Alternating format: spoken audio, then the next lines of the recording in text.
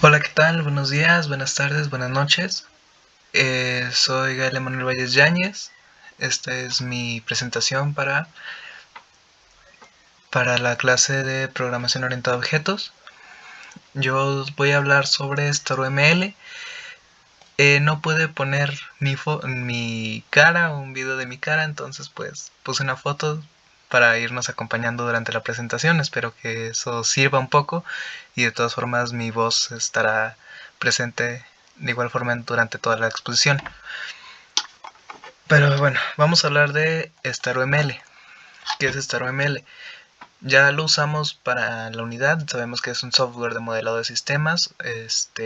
Se usa para crear diagramas, incluyendo obviamente los diagramas OML, incluyendo diagramas de caso de uso, de clases, de componentes, o etcétera.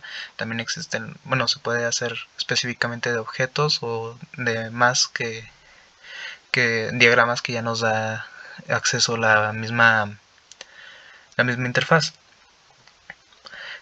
También permite la generación automática de código a partir de los diagramas creados.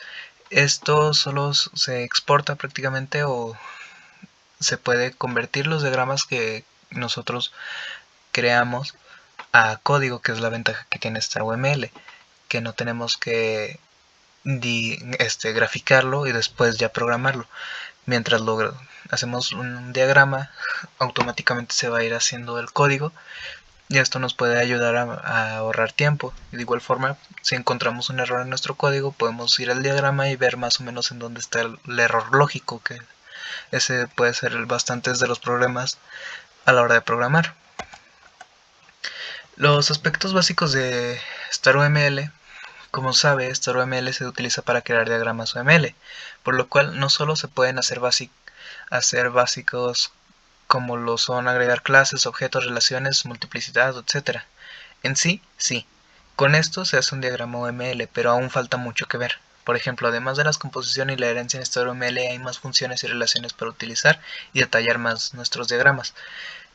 Esto es porque en la clase, por ejemplo, solo utilizamos para hacer un diagrama de clases y objetos, que es lo que realmente necesitamos, pero existen dentro de los diagramas de clases y objetos muchas más partes o muchas más funciones, muchas más cosas que podemos utilizar, los cuales no estamos aprovechando del todo. Por eso es que tenemos que aprender bien cómo utilizarlos. Tal vez podemos encontrar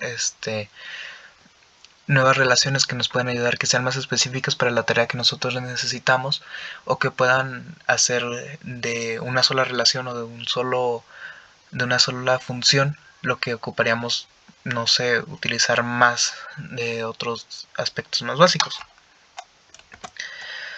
Bueno, esta es la interfaz de StarOML, es lo que aparece en cuanto entramos. Si se puede ver el mouse donde señalo, aquí está el explorador de los modelos. Aquí vamos a poder ver el proyecto, el modelo, todo lo que estamos haciendo junto con las clases. Aquí mientras vayamos creando las clases se van a ir pasando para esta parte. Aquí ese es el modelo de explorador. Aquí podemos ir navegando por todo lo que va a ser el archivo de nuestro proyecto. Aquí en Holder Editor podemos ver, esto es para darle un formato, presentabilidad. Aquí podemos ver que al tipo de texto se le puede poner Arial, el tamaño, se le puede poner un color al cuadro. Por ejemplo, aquí podemos ver la línea, le pone que es café y aquí se hace café, esto es blanco, porque este es el recuadro, entonces, y este le pondría color, automáticamente se pondría todo el color seleccionado, y aquí viene el color de letras que ocupa. También viene el estilo de línea, por ejemplo, podemos poner que la línea sea tan derecha como se pueda, que vaya, o que podamos moverla a nuestro gusto, etcétera.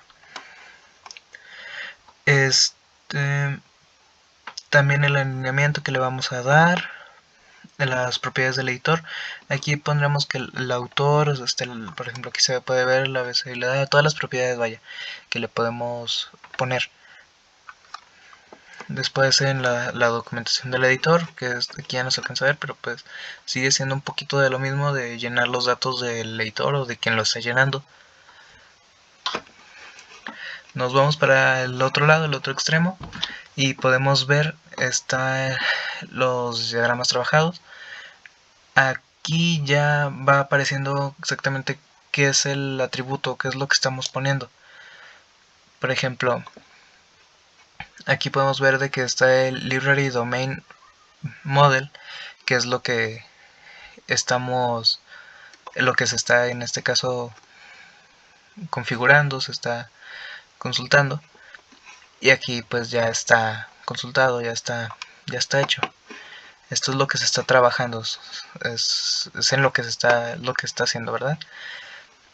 Después pues la toolbox, aquí es donde vamos a encontrar todo lo que podemos utilizar, que es lo que vamos a estar hablando más adelante. Aquí podemos hablar ya sobre si queremos hacer diagramas, clases. De hecho, por ejemplo, en el explorador de modelos podemos escoger desde ahí mismo qué tipo de diagrama queremos poner. Podemos hacer simplemente clic derecho en el de examples o en el de modelos, no recuerdo bien. Y ahí va a aparecer a añadir diagrama y vamos a poder escoger el diagrama que vayamos a utilizar. En este caso, siendo lo que nosotros utilizamos un diagrama de clases y objetos, simplemente vamos a utilizar en casi todo la parte de clases básica y avanzada. Tal vez un poco también de instancias, pero solo para objetos. Ahora, las funciones más utilizadas. Como sabemos, lo más utilizado son las funciones de clase y objeto, por lo cual no hablaremos de ellas más de lo necesario, pero sí enfatizaremos en la importancia que tienen, ya que sin estas no importaría qué relación o qué línea exista. Pues sí, en un diagrama de clases y objetos no puede dejar de haber una clase o un objeto, no podemos tener solo una línea y listo. Tenemos que tener nuestra clase que va obviamente a contar con sus atributos, con sus métodos, y un objeto que cuente con una descripción de lo que se está haciendo. Como lo decía antes en la toolbox, que era parte de aquí de nuestra interfaz, que aquí la podemos encontrar, podemos ver que está class. Entonces cuando seleccionamos class, aquí vamos a poder crear una clase y empezar a agregar nuestros atributos y nuestros métodos. De igual forma, aquí, como decía, también en instancias podremos añadir los objetos y lo que vamos a utilizar. Ahora, en la sección de clases, esto son simplemente en la parte de clases, ¿ven? Igual estamos en la toolbox y vamos a estar viendo qué se hace, qué se puede hacer dentro de aquí. Como ya nombramos la clase, simplemente es para agregar la clase y poderla tener. Después el siguiente es de interfaz, es una interfaz requerida. Recibe funciones o servicios de datos del exterior. Después están las asociaciones más comunes, son las que ya conocemos como pilares de la POU, bueno, que podemos tener una composición, una agregación, una asociación directa, simplemente una asociación, una dependencia, ya lo había dicho, una herencia, que lo que podemos utilizar. Estas relaciones incluyen como operaciones básicas, como lo hemos visto, heredar, agregar, composición, herencia y asociación. Bueno, después tenemos esta que es como que termina con la flecha, pero tiene todo el cuerpo punteado. Esta relación expresa la dependencia entre los componentes del sistema. Esta es un poco parecida a la dependencia, pero no sabría muy bien cómo explicarlo porque esta depende por completo de los otros componentes para poder existir. Luego, para las clases más avanzadas, tenemos lo que es la señal. Esta es una especificación de un estímulo asíncrono comunicado entre instancias. Luego aquí vamos a poner la enumeración, que es un tipo de datos definido por el usuario cuyas instancias son un conjunto de datos literales de numeración con nombres y especificaciones por el usuario. La enumeración nos sirve, más adelante vamos a explicar un poco más de la enumeración, pero simplemente es como lo dice para enumerar o mantener un orden de lo que de los datos que estamos usando. Ahora sí, aquí ya vamos a hablar sobre las últimas partes que nos faltaron de las clases avanzadas. Estos se utilizan para describir los datos dentro de los parámetros de los métodos. Pueden ser de tipo numérico o carácter. Aquí dentro de los métodos, por ejemplo, podemos poner dentro del parámetro de los métodos vamos a poner si es de tipo carácter, si es de tipo numérico, si es de tipo flotante, y así va a poder como entender mejor qué es lo que vamos a pedir o qué es lo que vamos a hacer. Después, ahora sí, la enumeración se utiliza para definir un conjunto de constantes con nombres significativos que pueden ser utilizados en un modelo de software. Aquí es simplemente la continuación, nos está diciendo que se